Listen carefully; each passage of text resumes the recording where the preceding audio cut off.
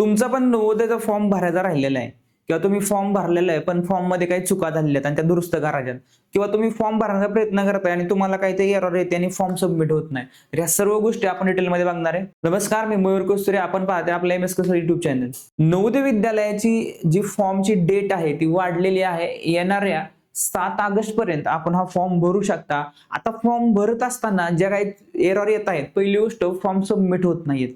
तो फॉर्म जेव्हा सबमिट होत नाही त्यावेळेस तुम्ही एक प्रयत्न करू शकता की फॉर्म जो आहे तो कमी वेळेत जर भरला आणि तो सबमिट जर केला तर 100% हा सबमिट होऊ शकतो. असे खूप जणांना एरर आल्या होत्या आणि त्याच्यावर त्यांनी प्रयत्न केल्यानंतर 1-2 प्रयत्नामध्ये त्यांचे फॉर्म सबमिट झाले. आणि सगळ्यात महत्वाची एरर म्हणजे विद्यार्थ्याच्या आधार कार्डवरचा ऍड्रेस हा दुसऱ्या जिल्ह्याचा आहे आणि पालक काही निमित्त दुसऱ्या जिल्ह्यामध्ये कामानिमित्त स्थायिक झालेले. तर सगळ्या अशा वेळेस पण आपण फॉर्म सबमिट करू शकता. आपल्याला विदाऊट आधार कार्ड फॉर्म भरायचा आणि पालकांचं कोणतंही रेसिडेन्स सर्टिफिकेट काही मिळेल, म्हणजे साधारण बँकेचं पासबुक पासून काही अग्रीमेंट असेल तरी आपण भरू शकता आणि नंतर ह्या गोष्टी आपण क्लिअर करू शकतो. तर हा विषय त्याच्यामध्ये क्लिअर होतो. त्यानंतर दुसरी महत्वाची गोष्ट की पालकांकडे त्यांच्या कॅटेगरीचं सर्टिफिकेट नाहीये म्हणून ते थांबलेत. मला सगळ्या कॅटेगरी सर्टिफिकेट जरी तुमच्याकडे नसेल तरी तुमचा फॉर्म सबमिट होतो. बऱ्याच पालकांना याची क्लॅरिटी नाही. तिसरी महत्वाची गोष्ट की पालक वेट करतायत की स्कूल आपला फॉर्म भरेल, हे फॉर्म भरतील. सगळ्या पालकांना स्वतःचा फॉर्म स्वतःच भरायचा आहे. आपल्याला कोणतीही माहिती स्कूलकडून लागणार नाहीये. लक्षात, महत्वाचे डॉक्युमेंट जे लागतात ते मी तुम्हाला सांगतोय. त्याच्यामध्ये विद्यार्थ्याचा फोटो, विद्यार्थ्याची सही, पालकांची सही, एवढ्याच गोष्टी आपल्याला फॉर्म भरत असताना लागणार आहे आणि आधार कार्ड तुमचं.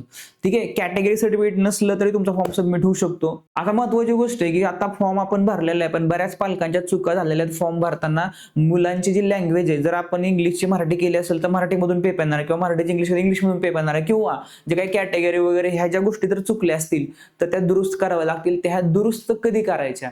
लक्षात, नवोदय विद्यालयाचा जो फॉर्म आहे त्याची लास्ट डेट आता 7 ऑगस्ट पर्यंत झालेली.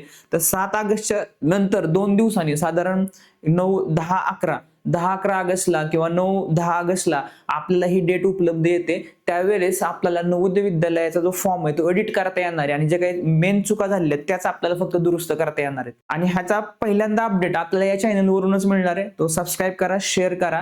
आणि नवोदय विद्यालयाचा फॉर्म कसा भरायचा याचा डिटेल व्हिडिओ आपण केलेला आहे.